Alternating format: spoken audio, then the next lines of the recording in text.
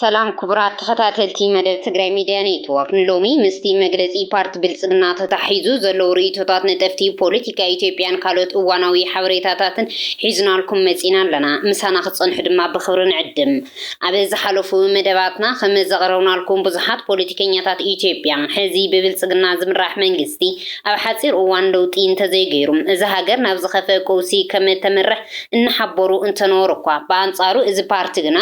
ኢትዮጵያ ትብልጽ خمزلا كنت ترى يبلنا نزبل سفح زبل مجلسيو أو سيزرلهم عبارات مع خلايا كوميتي بارت بلتقنا ننوح زولو مع انتطات أباخي وخمز نورو إنها تحبر زيصن حن تخون بوغنتي بارتي دما أخي وهم كم زازمو بمجلسي حبيريم أبي مجلسيو كم زحبر دما نحنا ناي بارت بلتقنا عبالات كاب حملة سراسة نحسق لتشحن 10 شوعة عامة مرد أبز جورنا يو أخيبا أبي هاجراوي أهجراوي على ماون زعباتات أبزلو معبالتات سفح زبل ميت غيرنا إنا زبولون تخونم انتغصلتي أب تግራይ ዝነበረ ኩናት በሰሜን ዝገጠመና ኩናት ሂዱ በመጥቃስ እቲ ኩናት በዓወት ዛዚምና የይና በዓወት ምዛምና ጥራሕ እንተይኮነስ ናይ ሰራዊትና ዓወት ሒዝና ሕዙውን ብስምምዕነት ሰላም ፕሪቶሪያ ዓወትና አረጋጊጽና ኢና ይኹን እምበር እዚ ብስምምዕነት ሰላም ፕሪቶሪያ ዝተኸንበተ ኩናት ጸላትና ክቅጽል ይደልይዎ ስለዝነበሩ ሕዚ ድማ ካልእ ሻጥራትና ብምድላይ ኣትዮም ኣለዉ እዞም ናይ ሽብር ሓይልታት መንግስትን ህዝብን ንምፍላይ ምስ ኣብ ዓዲ ውሽጢ ዘለዉ ተላኣኽቲ ይሰርሐለዉ ዝበለ ፓርቲ ብልጽግና ብናይ ታሪክ ጸላትና መሪሕነት ባንዳታት ከም ናይ ሽብር ኣካላት ብምጥቃም ጸላትና ለመውን ናይ ኩናት ድልየቶም ደው ይበለን ጸላትና ኣብ ዝሓለፈ 2 ዓመታት ናይ ህዝብን መንግስትን ሓድነት ንምፍልላይ ክልተ መንገድታት ተጠቂሞም ነይሮም ዝበለ ብልጽግና እንተ ሓደ ኣብ ኩሉ ከባቢታት ጎንጽታት ብምብረኻት እንትኸውን እቲ ካልኣይ ድማ ብሚድያ ቢልካ መንግስቲ ምንቃፍን ምጽራፍን እዮም ይኹን እምበር እዞም መገድታት ክሰምሩሎም ኣይከኣሉን ኢትዮጵያ ናይ ምድኻም ዕድሎም እውን እናጸበበ እዩ ናይ ሎሚ ወለዶን ካብ ታሪኻዊ ስሕተትና ካብ ህልዊ ዓለማዊ ኩነታት ዝተምሃርናን እንምሃር ዘለናን ኢና ከም ቀደም ብዝተኸፈተልና መንገዲ ካብ ምኻድ ብሄራዊ ሓድነትናን ቅዋምና ንምጥንኻር እናሰራሕና እንርከብ እንትንኸውን እዚ ብምግባር ድማ ጸገማት ንክቕነሱ ገይሩ እዩ ጸገማት ኣብ ዝወዝሕሉ ዝሓለፉ 7 ዓመታት ብኩሉ መዳይ ዓወታት ተመዝጊብና ኢና ብፍላይ ድማ ኣብ ሰለስተ ብሄራዊ አጀንዳታት ጭቡጥ ለውጢ ኣምጺና ኢና ንሳቶም ድማ ቀዳማይ ፖለቲካዊ ኢኮኖሚያውን ለውጥታት ብጸገማት ከይተበድሁ ልዒሎምን ፈረፍሪዮምን እዮም እዚ ድማ ውሽጣዊ ጸገማት ቀኒሱ ባንዳታት ቦታ ከይህልዎም ገይሩ እዩ ካልኣይ ኣብ ግድብ ኣባይ ሕጋውን ዝግባን ዕየታት ብምስራሕ ኣብ ዝቐጠና ዘሎ ጂኦ ስትራቴጂካዊ ቁመናና ለዊጥና ኢና ሳልሳይ በሪ ባሕሪ ምርካብ መሰልና ምዃኑ ዝገበርናየን እንገብሮ ዘለና ጻዕርን ዓለም ንኽፈልጦ ኮይኑ እዩ ኣብ ቀይሕ ባሕሪ ዝነበረና ጂኦ ስትራቴጂካዊ ቁመና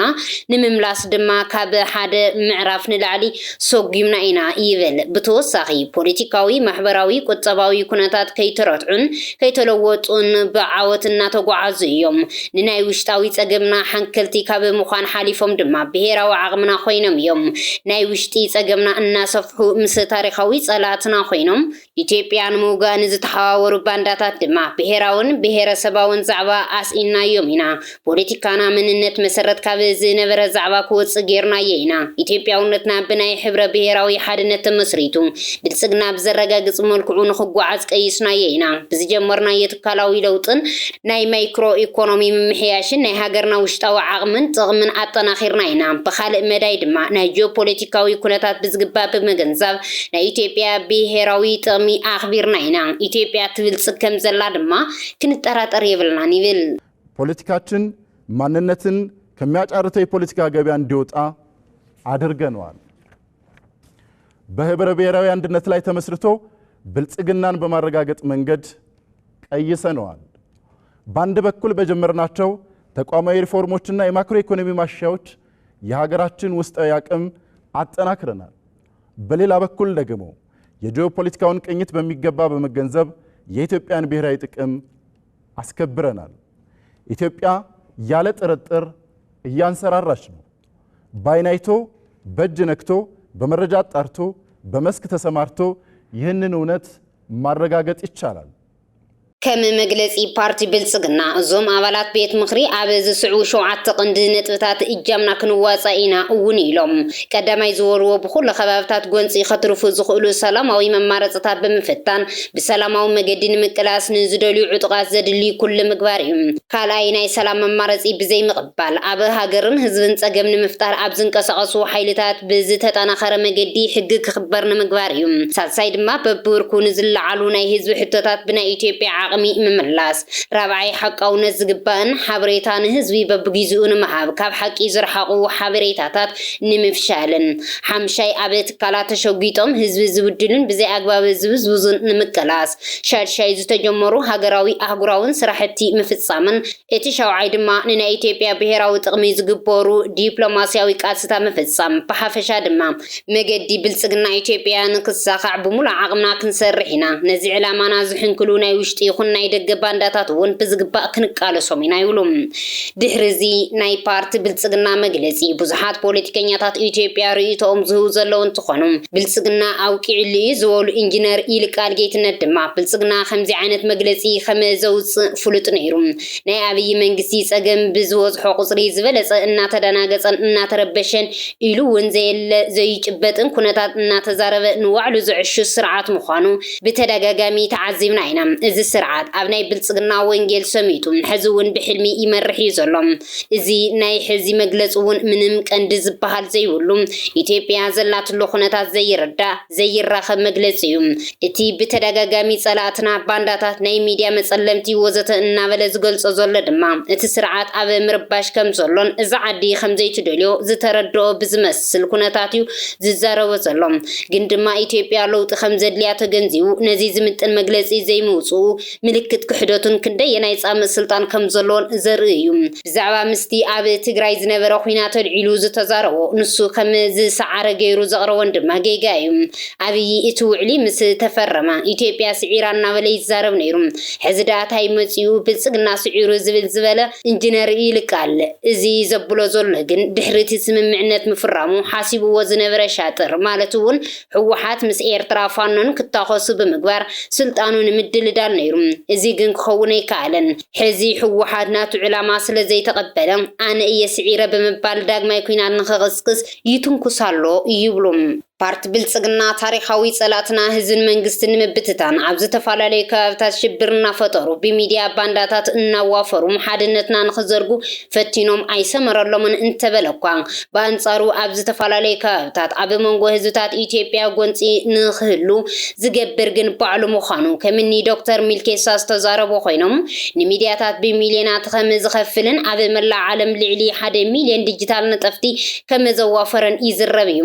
ነዚ መልኪ ቶም ኢንጂነር ይልቃል ስርዓት ብልጽግና እቲ ንሱ ዝገበሮ ሻጥር ንሰብ ምልጣፍ ኣመሉ እዩ እዚ ስርዓት ንሚድያታት ብዙሕ በጀትና መደበ ከም ዝሰርሕ ድማ ንፈልጥ ኢና ኣብ ቀረባ ምስ ናይ ሚድያ ኣካላት ኣብ ዝገበሮ ዘተውን ብዙሕ ተኸታሊ ካብ ዘሎም ቲክቶከራት ክሳብ ፌስቡከራት ኣኪቡ ርኢና ኢና እንትብሉ እዚ ስርዓት ዓለማዊ ኩነታት ንክርዳእን ዛዕባ ድሌት ምውናን በር ባሕሪ ከም ዘለና ድማ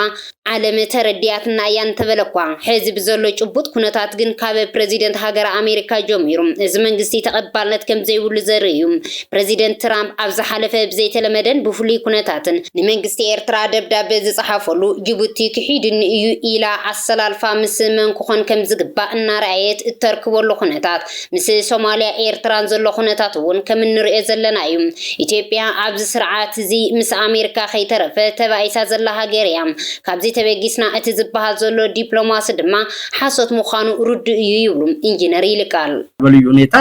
ለኤርትራው ፕሬዝዳንት ደብዳቤ የጻፉበት ጅቡቲ በአስቸኳይ ክዶኛል ብላ አሰላለፏን ቀን እያደባች ያለች ጥቅሟም እንዳይነካ ቂም ይዛ ያለች ሀገር ሆናለች ከሶማሌ ጋር ፊት ለፊት የሚታይ ነገር ሆኗል ከሱዳን ጋር የምታየው ነው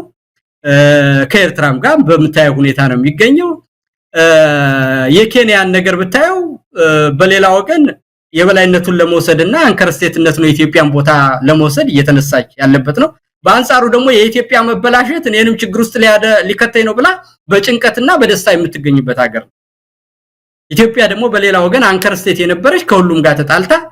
ይሄው ከአሜሪካም ሆነ ከሌሎች አካላት ሁሉ እርዳታ ቢሰጣትም ማትነሳ መሆኗ እየታወቀ በዚህ ውስጥ ተሸምቅቆ የሚገኝ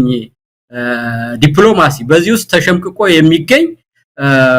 የውስጥ ፖለቲካ በዚህ ውስጥ ተሸምቅቆ የሚገኝ የኢኮኖሚ ሁኔታ ምን ብለው እንደዚህ እንደሚዋሩ መሳይ በእውነት አኼባ ማእከላይ ኮሚቴ ፓርቲ ብልጽግና ምንውሑ ዝሕበር ዘሎ እንትኸውን ፖለቲከኛ ገለታው ዘለቀ በወገኑ እዚ ፓርቲ ካብ ኣመሰራርቱ ጀሚሩ ብምርድዳ ዝተመስረተ ፓርቲ ኣይኮነን እዚ ፓርቲ ዝወፅእ ብዝነበረ ኩነታት ባህጊ ለውጥ ድልየትን ህዝብን ሸሊኹ ብምእታው ታንክን ባንክን ዝተቆፃፀረ እዩ ናብ ፓርቲ ብልጽግና እንትቕየር ድማ ምስኡ ዝነበሩ ናይ ለማ ጉጅለ ንኽፍንጨሉ ኮይኑ እዩ ብተወሳኺ ውድ ሕወሓት እውን ግዚኡ ዝሓለወ ኣይኮነን ብምባል ንዋዕሎ ግሊሉ እዩ ስለዚ እዚ ፓርቲ ካብ መሰራርቱ ጀሚሩ ኣብ ክሳራን ሓይሊ ኣብ ምብታንን ዝነበረ ፓርቲ እዩ ነዚ ስዒቡ እውን ኣብ መላእ ከባቢታት ኢትዮጵያ ኩናት ናይ ኢኮኖሚ ነግዕን ክፍጠር ኮይኑ እዩ ሕዚ ድማ ኣብዚ ፓርቲ ዘለዉ ሰባት ቃልሶም ከሕይሉ ከም ዝግባእ የዝርዳእ ብምባል ኣብ ብልጽግና ዘለኹም ሰባት ነዚ ናይ ኢትዮጵያ ህልዎ ኩነታት ተረዲኹም ልክዕ ከመታ የደንዳ ሓቀን ንኽተውፁ ክትውደው ይግባእ ይብል እንግዲህ ኢትዮጵያ ውስጥ ያለውን ነገር መገምገም ያስፈልጋል ብልጽግና ውስጥ ያላችሁ ሰዎች በተለይ ይሄ መልእክት ለእናንተ ቢሆን ካንዳንዶቻችሁ በተለይ ለለውጥ ከምትታገሉት ውስጥ ማለት ነው እንደው ቲም ምንድነው ያልናቸው ባለፈው ቲም ታየ መሆን ያላችሁ ውስጥ ለውስጥ የቲም ታየ ደንዳ ማለት ነው እሱ ታስሯል ግን ካላችሁ እናንተ መደራጀት መቻል አለባችሁ ፓርቲው በህይወት የሚኖረው ተደራጅቶ ከመታገል ጋር በተያያዘ ብቻ ነው ስለዚህ እኔ እንደው ይሄ ሰው በየጊዜው ስብሰባን በማራዘም ኢትዮጵያ ውስጥ ሀቅን እየሸመጠጡ እየዋጡ እንደዛ አይነት መግለጫ ያየነው መግለጫ መሳይ ውሸትም እኮ ጥግ አለው አይደለም ሰው ሲዋሽ እኮ የሆነ ጥግ ነገር አለ በዛ ደረጃ እንደዚህ ህዝብን የሚሳደብ አይነት መግለጫ ይዞ መውጣት ህይወትን አይቀጥልምና እዛ ብልጽግና ይሄ ምናልባት የስብሰባ መራዘም አለመረጋጋቱን የሚያሳየው የሚመስለኝ መሳታት ያለብን ውስጥ የሚታገሉ ኃይሎች ትግላችሁን አጠናክሩ ይሄ ሰውዬ አቆራፈደው ብዙ ነገር አበላሽባችሁ እናንተን ያስመታና ያለው ውስጥ ህዝባችሁን ያስጨረሰና ያለው ትግራይ ውስጥ ረሃብ ያለ የለም ረሃብ በሉ ይላል የኢትዮጵያ ህዝብ በኢኮኖሚ መከራውን ያየ ኢኮኖሚው አድጓል ይላል እና መቼ ኢትዮጵያዊ የሆነ ሰው እዛ ውስጥ እኮ ይታገላልና ተባብረው እነዚህ ሰዎች ከታገሉ ለውጥ እንደገና ሊያመጡ የሚችሉበት ምዕራፍ ሙሉ በሙሉ ዝግ ነው ማለት አልችልም እኔ መቼም ርኢቱ ዝቕጽል ፖለቲከኛ ገለታው ዘለቀ ጠቅላይ ሚኒስተር አብይ አሕመድ ኣብ ዝለዓለ ራዕዲ ከም ዝርከብ ይዛረብ ነዚ ዝበሎ ቀንዲ ምኽንያት ድማ ኣብዚ ሰሙን ብደቂ ኣንስትዮ ሚኒስተራት ንዝተዋሃበ ሽልማት ብምጥቃስ እዚ ሽልማት ባዕሉ አብይ ዘዳለወ እንትኸውን ምኽንያቱ ድማ ካልእ ቀልቢ ዘስሕብ ዛዕባ ስለዘይብሉ ዝገብሮ ዳ እምበር ደቂ ኣንስትዮ ኢትዮጵያ የመስግና ከእየን ዝብል ሽልማት ዘይግብኦ ሰብ እዩ ደቂ ኣንስትዮ ኢትዮጵያ ብዓደን ተስፋ ቆሪፀን ናብ ስደት እናምርሓ ቀለብ ዓሳ እናኾና ኣብ ዘለዋ እዋን እዚ ምግባሩ ዝሕዝን ንዕቐትን እዩ ድማ ይብል እዚ ስርዓት ኣብ ዝለዓለ ራዕዲ ምስ ምህላው ተታሒዙውን ብስም ገዳ ፍሉይ ኮማንዶ ኣዳልዩ ከም ዘሎ ዝሕበር ዘሎ እንትኸውን እዚ ዝገብር ዘሎ ድማ ኣብ ኣዲስ ኣበባ ካብ መንግስቲ ወፃኢ ክህሉን ዝኽእል ምንቅስቓስ ንምቁፅፃር ምዃኑ ይዝረብ ኣሎ አብይ አሕመድ ከምቲ ፖለቲከኛታት ኦሮሞ ስርዓት ብልጽግና ንህዝቢ ኦሮሞ ኣይውክልን ዝብልዎ ዝነበሩ ፖለቲከኛ ገለታው ዘለቀ በወገኑ ኣብ ባህሊ ኦሮሞ ገዳ ኮማንዶ ይብሉን ስርዓት ገዳ ዝፍለጠሉ ብዕርቅን ሰላምን እዩ ኣብ ዘመናዊ ትምህርቲ እንተኾነውን ብዲሞክራሲያውነት ዝግለጽ ስርዓት እዩ ሕዚ ግን ዕጥቂ ኣሐንጊጦም የጸልሙ ወለው ህዝቢ ኦሮሞ ነዚ ምንቅስቓስ ደው ከብሎ ዝሕብር ፖለቲከኛ ገለታው እዚ ዝገብር ዘሎ ሓይሊ ዝለዓለ ናይ ስነልቦና ጸገም ከም ዝበጽሖ ዘርኢ እዩ ድማ ይብል ወሲኹ ብልጽግና ሕዚ ብዘሎ ጭቡጥ ኩነታት ክንቀሳቐስ ዘይኽእል እኳ ደኣስ ዓርሱ ንዓርሱ ዘጥፍእ ዘሎ ፓርቲ ግን ድማ ኣብ ውሽጢ እቲ ፓርቲ ሃገሮም ዝፈቱ ቅንዓት ከም ዘለው ይፍለጥ እዩ ስለዚ እዚኦምን ከምዚኦምን ዝኣመሰሉ ተደራጅዮም ዓዲ ከድሑን ይግባእ እምበር አብይ አሕመድ ተስፋ ቆሪጹ እዩ ይብል ኮማንዶ የለውም የገዳ ስርዓት በምኑ ነው የሚታወቀው መሳይ በነገራችን ላይ የገዳ ስርዓት እኮ ማስተማሪያ እኮ ነው የፖለቲካል ሳይንስ ሰዎች ያስተምሩበታል በየተወሰነ ጊዜ ምርጫ ዲሞክራሲያዊ የሆነ ምርጫ አንዱ ካስተማረ ማህበረሰብ ውስጥ የኦሮሞ ገዳ ስርዓት ነው ይሄንን ስርዓት ያክፋፉ ነው ያሉት ታጣቂ ያደረጉት መሳሪያ ያስያዙት ገዳን እያበላሹት ነው ቀለም እየቀቡት ነው ያሉት ስለዚህ በመጀመሪያ ደረጃ እየጎዱት ያሉት የራሱን የኦሮሞን ህዝብ ነው ስለዚህ ኦሮሞ ህዝብ ይሄን ሲሰማ ነው ከማንንም በላይ እብድ መሆን ያለበት መሳይ እንዴ በማን ስም ልትነግድ ነው በማን ስም ነው ልትነግድ የተነሳው ብሎ የኦሮሞ ህዝብ እኔን መጠቀሚያ ልታደርግ ነው ወይ ብሎ መታገል ያለበት ይመስለኛል። ግን የሰዎቹን የመጨረሻ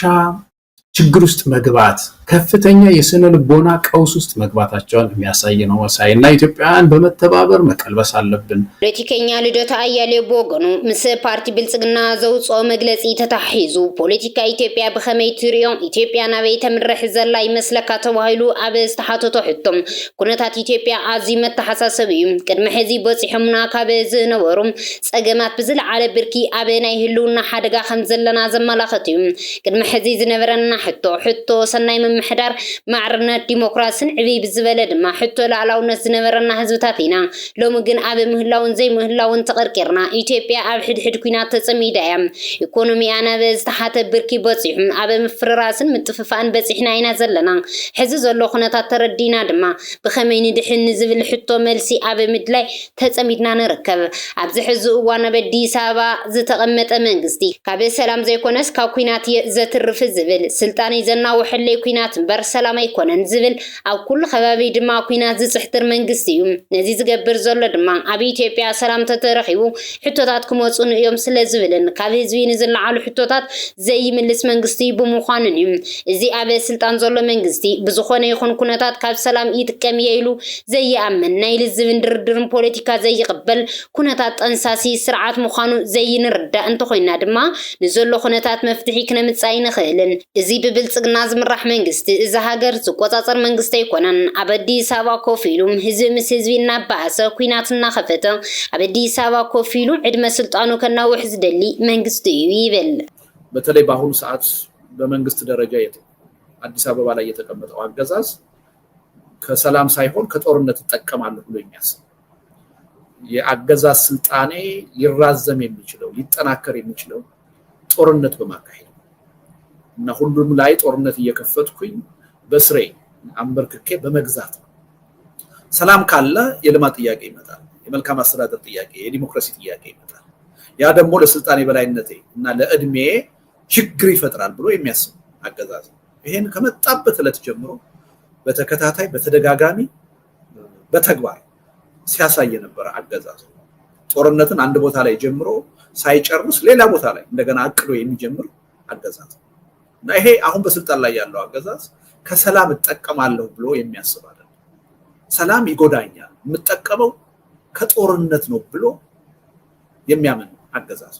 ምስ ሓይልታት ፋኖ ተታሒዙ ድማ ሕዝብ ዘሎ ኩነታት ሓይልታት ፋኖ ምስ ፌደራል ናብ ምድርዳር ክበጽሕ ዝኽእል ሓይሊ ኣለዎም ዶ ተባሂሎም እንትትሕተቱ ኣይተልደቱ ኣያሌው መንግስቲ ፌደራል ሕዝብ ዘሎ ጭቡጥ ኩነታት ዝኾነ ይኹን ኩናት ክስዕረ ይኽእልን ሎሚ ቆነ ኣብ መግለጺኡ ንስምምዕነት ፕሪቶሪያ ዝበጻሕና ስለ ዝሰዓድና ኢና እንተበለኳ እቲ ሓቂ ግን ክልቲኦም ሓይልታት ማለት እውን ህወሓትን ብልጽግናን ክሰዓዓሩ ስለ ዘይኽእሉ እዮም ተደራዲሮም። ሕዚ እውን ሓይልታት ፋኖ ዝተደራጀው ኮይኖም እዮም። ነዚ ድማ ፌደራል ንፋኖ ክስዕሮን ክመክተን ዘይከኣለም ነዚ ሲዑ ድማ ፌደራል መንግስቲ ንፋኖ ክደራደሮ ክግደድ እዩ። ነዚ ዘይኣምን እንተሃልዩ ድማ ፖለቲካ ኢትዮጵያ ዘይርድኦ እዩ ብምባል ዝምለስ ፖለቲከኛ ልደቱ ኣያሌው እዚ ብፓርቲ ብልጽግና ዝምራሕ መንግስቲ ናይ ታሪክ ጸላእቲ ምስ ናይ ውሽጢ ዓዲ ባንዳታት ይሓብሩሉ የለው እንተበለኳ እዚ ንክኸውን ዝገብር ዘሎ ባዕሉ እዩ ብምባል እቲ ኣብ መንጎ ህወሓትን ሻዕብያን ኣሎ ዝበሃል ጽምዶ ክህሉ ግድን እዩ። ምክንያቱ ድማ እዚ መንግስቲ ህወሓት ከይጥፋኹ ባሕር ከይወነንኩ ሞይተ ይርከበለኹ እንትብል ይስማዕ እዩ።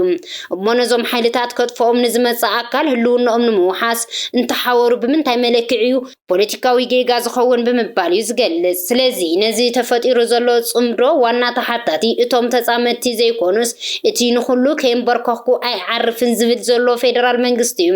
እዚ ኣብ መንጎ ህዝብታት ኤርትራን ትግራይን ተጀሚሩ ዘሎ ርክብ ብጣዕሚ እየ ዝድግፎም እኳ ዳኣስ እዚ ርክብ ክኸውን ዝነበሮ ቅድሚ ኢሉ እዩ። እቲ ርክብ እውን ንኽጥንክር ክስራሕ ኣለዎ። ይኹን እምበር በዚ ህሉ ኩነታት ተበጊስካ ንኹናት ምድላው ጌጋ እኳ እንተኾነ እቲ ኩነታት ግን ናብኡ ከም ዘምርሕ ግልጽ እዩ ይብል። ስለዚህ አሁን በኤርትራና በትግራይ የሚለው በነገሮች ላይ የህዝብ ግንኙነትም በጣም አጥብቄ ነው የምደግፈው። ማንኛውም እዚህ አካባቢ ያለ ህብረተሰብ ከጎረቤቱ ጋር መግባባት አለበት መስማማት አለበት የሚል እምነት አለ። ስለዚህ በኤርትራ ህዝብና በትግራይ ህዝብ ደረጃ የሚካሄድ የህዝብ ለህዝብ ግንኙነት አንደኛ ዘግይቷል ነው እንጂ የምለው አሁን ተጀመረ ከተባለ እኔ አልቃወም። ህዝብ ለህዝብ ግንኙነቱ መጠናከር አለበት የሚል እምነት ነው ያለው። በመካከላቸውም በትግራይና በኤርትራ መካከል ያለ ችግርም በውይይት በድርድር ነው እንጂ ወደፊት መፈታት ያለበት በጦርነትና በግጭት መፈታት አለበት ብያለሁ አላም ነገር ግን ወሲኹ ድማ ኣይተልደቱ ኣያሌው ብፍላይ ኣብ ስልጣን ዘሎ መንግስቲ ኩናት ክጅምረ ይደልን ክጅመረሉ እምበር ኩናት ጀማሪ ክበሃል ስለ ዘይደሊ ካልእ ናይ ዲፕሎማሲ ይኹን ዲሞክራሲ ኩነታት ጽልዋ ከምጸልእ እዩ ኢሉ ስለ ዝኣምን ትንኮሳታት እናገበረ ክጅመረሉ እዩ ዝጽበ ዘሎ እምበር ኩናት ንምክያድ ግን ወሲኑ ይብል ብፍላይ ድማ ኣብ ዝቐረባ ዝወፁ ዘለዉ ናይ ፕሮፓጋንዳ ቃላት ተጀሚሩ እዩ ዘይተጀመረ ናይ ተኽሲ ኩናት ጥራሕ እዩ ተኽሲ እውን እንተኾነ ሕዚ ንሰምዖ ከም ዘለና ኣብ ዝተፋላለዩ ቦታታት ኣለዩ ብሓፈሻ ግን ሕዚ ዘለናሉ ኩነታት ምናልባት እውን ካብ ዝሓለፈ ዝባሰ ክኸውን ዝኽእል ምጥፍፋእ ከየስዕብዩ ስግኣት ይብል ኣይተልደቱ ኣያሌው ኣነ ነቲ ሕዚ ዘሎ ኩነታት ድልየተይ ናብ ሰላም ክቕየርን ክረግዕን እዩ ግን ከም ሕዚ ዘሎ ነባራዊ ኩነታት ዘረድኦ ብሓድሽ ኣሰላልፋ ዝበለፀ ህልኽካ ዘወድኡ ኩናት ካብቲ ሕሉፍ ዝያዳ ኣዕናውን ኣብራስን ዝኾነ ኩናት ኣብ ቅድሚት ከም ዘሎ ዘርኢ ምዃኑ ተገንዚቡ ይብል ኣይተልደቱ ኣብ ዕጡቓት ፋኖን ኦነግን ዘሎ ምንቅስቓስ እንታይ ይመስል ብልጽግና ወዲኡ እዮም ተዳኺሞም እናበለ እዩ እቲ ተግባር እንሪኦ ዘለና ሕዚ እውን ኣብ ዝለዓለ ቁመና ዘለዎ ሓይልታት ምዃኖም እዩ ዘረድእ ብተግባር ዘለዉ ውግኣት ዘረድእዎን እዚ ናይ መን ዝእመን ፌደራል ከነዚ ዓቕምታት በጊሩ ናብ ትግራይን ዙርያን ውግ ናይ ምኽፋት ዓቕሚ ይህልዎ ዶ ንዝብል ሕቶ ድማ ኣብዚ ሕዚ እዋን ኣብ ኩሉ ከባብታት ኢትዮጵያ ኩናት ኣሎ ይብል ብፍላይ ድማ ኣብ ኦሮምያ ኩናት ኣሎ ልዕሊ 7 ዓመት ዝወሰደ ተኸታታሊ ውግኣት ይካየድ እዩ ዘሎ ብዘይ ምግናን 20-30 ግዜ ዝኸውን ናይ መወዳእታ እናተባህለ ኦፕሬሽናት ክካየድ ጸኒሑ እዩ ይኹን እምበር ክሳብ ሕዚ ይተወደን እቲ ውግእ ዝሽፍኖ ከባቢ እናሰፍሐ እዩ ብኣንጻሩ ኸይዱ ኦሮምያ ኣብዚ ሕዚ እዋን ኩሉ ግዜ ውግእ ዝካየደሉ ዜጋታት ብሰላም ወፂኦም ምምላስ ዘይኽእሉሉ ኩነታት እዩ ዘሎ ኣብ ኦሮምያ ሕዚ ኣብ ሃዋኺ ኩነታት ዘሎ ህዝቢ እቲ ዝበዝሕ እዩ ኣብ ክልል ኣምሓራ ድማ ዛጊድ 2 ዓመት ተቑፂረሎም እቲ ኩናት ዕጡቓት ዕጥቂ የፍትሕ ኣለኹ ብዝብል ሰበብ ከም ህዝቢ ኣብ ሙሉእ ኩናት 2 ዓመት ሓሊፉ ኣሎ ኣምሓራ ክልል ዳርጋ 90-80 ሚኢታዊ ከም ክልል ኣብ ውግእን ወረ ውግእን እዩ ዘሎ ዳርጋ 7-8 ግዜ ንመወዳእታ እናተባህለ ዝተገበረ ውግኣት ዝወፃ ኣዋጃት ዝተገበሩ ናይ 3-2 ወርሒ እናተባህለ ብርክት ዝበሉ ኦፕሬሽናት ተኻይዶም እዮም ግን ዛጊድ ምንም ዓይነት ለውጢ ከምጾ ይከኣሉን እኳ ዳስ ዕጡቓት ሓይልታት ዝበለፀ እዮም ዝጥንክሩ ዘለዉ ካብ ምክልኻል ካብ ደባይ ናብ መጥቃዕቲ እንትሰጋገሩ እዩ ዝረአ ዘሎ እቲ ክልል ብሓፈሻ እንትረአ ናይ ጦርነት ምንጪ ኮይኑ ዘሎ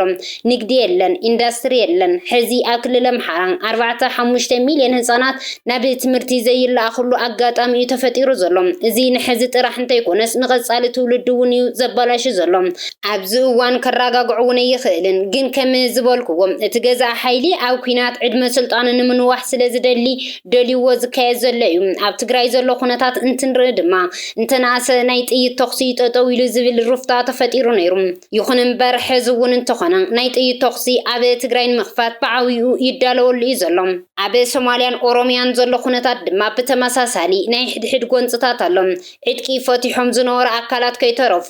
ሕዚ ናብ ዕጥቂ እናኣተው እዮም ኣብ ዓፋር ሶማልያን ድማ ብተመሳሳሊ ካልእ ጎንፂ እዩ ዘሎ ብርክት ዝበሉ ሰባት ናይ ምሟት ምኽንያት ዝኾነ ጎንፂ ኣሎ ሕዚ እውን ዘይተፈትሐ ዝቕፅል ዘሎ እዩ ብወገን ዓፋር እውን ካልእ ብፍላይ ድማ ኣብ ዝቐረባ ምስ ኤርትራ ናይ ምውጋን ተርኤታት ምልክታት እናረኣይና ኢና ዘለና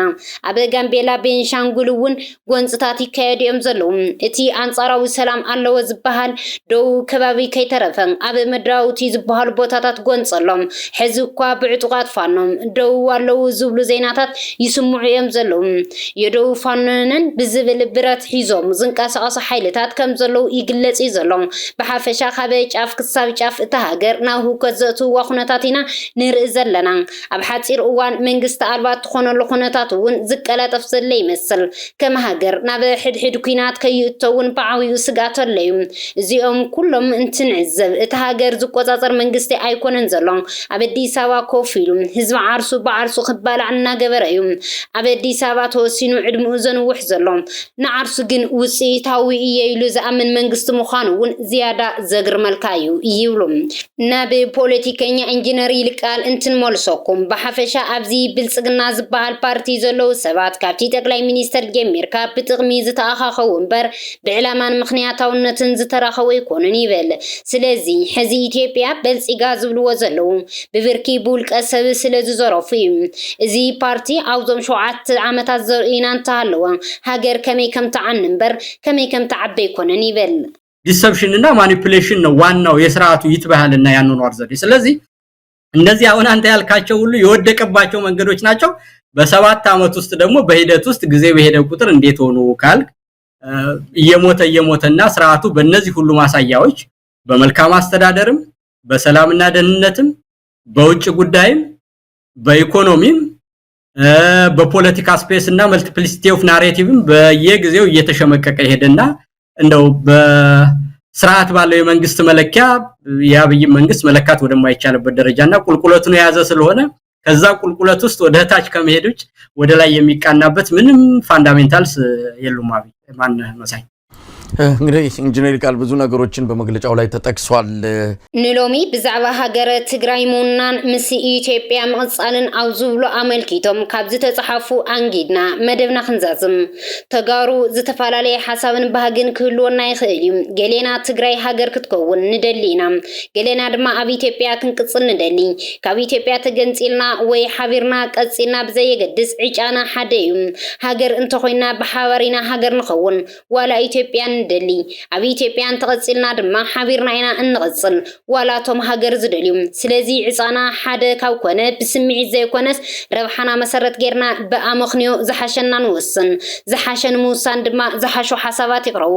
ኣነ ኣብ ኢትዮጵያ ምቅጻል ጥቕሚ እምበር ጉድኣት የውልን ባህላ እየ ምክንያቱ እውን ክቅርብ ይኽእል እየ አይ ሀገር ሙኻኒ ሕሸና ዝብል ምክንያታው ሞርትዑ እንተቀሪቡ ግን ዘይቅበለሉ ምክንያት የለን ንኣብነት ኣብ ኢትዮጵያ ምቅጻል ጥቕሙ ኢትዮጵያ ብምልእታ ናትና ትኸውን ትግራይ እውን ዝኸለና የለን ኢትዮጵያ ናትና እያ ንብረትናን ዓድናን እያ ኢትዮጵያ ዓባይ ትግራይ እያ ሃገር ኮይና ክንረኽቦ እንኽእል መብዛሕትኡ ኣብ ኢትዮጵያ ኮይና ክንረኽቦ እንኽእል ኢና ፌደሬሽን ክሳብ ዝኾነ ትግራይ ክንዕቢ ንኽእል ኢና ክሳብ ሕዚ ዘይዓበና ብሰንኪ ጨቆንቲ ስርዓታት እምበር ብሰንኪ ኢትዮጵያ ይኮነን ኢትዮጵያ ናይ ባዕልና እያ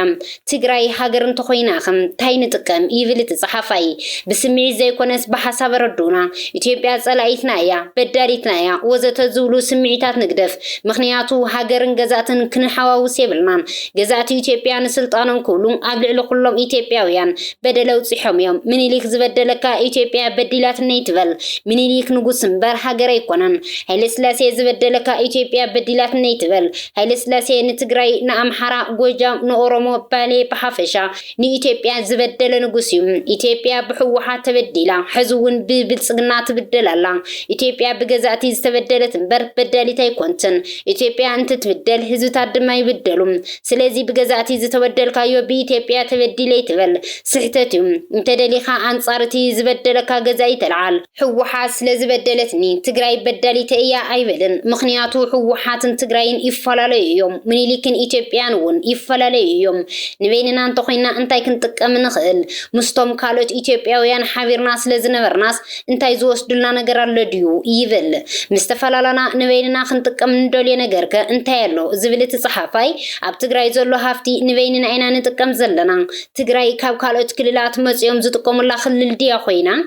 እንታይ ካባና ወሲዶም አይንሕና እንደናብኦም ከይድና መሬት ንውንን ሃፍቲ ንጥር ዘለና አዲስ አበባ ንኸድ ንሕና ጋምቤላ ከይድና ንሓርስ ንሕና ዘይከርና ይኽልል ኣሎ ድዩ